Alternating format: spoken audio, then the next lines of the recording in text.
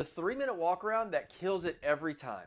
Can we talk about the walk around for a second? Because somewhere along the way, it became this features and specs lecture that nobody asked for. This vehicle features a 2.5-liter turbocharged engine with variable valve timing and blah, blah, blah, blah, blah. Nobody wants a brochure. Nobody cares. Their eyes are gone. They're thinking about what they're having for dinner already. The walk around isn't a presentation. It's a conversation. And done right, it's honestly one of your most powerful closing tools. So here's how to do it in 3 simple steps. First, personalize it before you move a single step. Ask 3 things before you go anywhere. What was most important to you in the vehicle you're looking for? What are you driving now? What do you not like in your current vehicle? Those 3 answers change your entire approach. If cargo space is a thing, you spend extra time there to discuss it with them. If they're upgrading from something smaller, you start inside so they can feel the difference immediately. See, you're not showing a vehicle, you're showing their next 5 years of life in it. That's a completely different energy. Second, every feature needs to end in their life.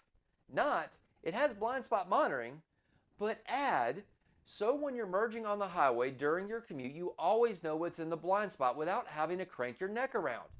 See, that's a feature, benefit, tied to their specific situation. And make sure you touch everything. Open the doors. Let them sit in it mid-walk around. Let them feel it. Because physical connection with the vehicle builds ownership feelings faster than anything you can say. Now here's a bonus. Because it's not just about benefit, but how it fits their life and makes their life easier for them. Third, the trial close before you hand over the keys. Before the test drive, always make sure you ask, based on what you've seen so far, is there anything on this vehicle, features, colors, anything that you would want to change to make this the perfect vehicle for you, or is this the perfect one you would like? If it's yes, then you need to figure out what's going on.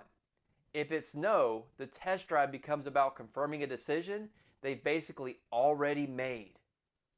That one question turns the test drive from a starting line into a victory lap.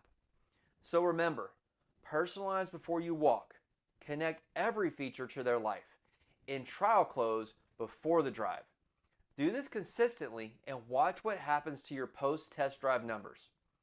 Now make sure you follow and like for more help just like this.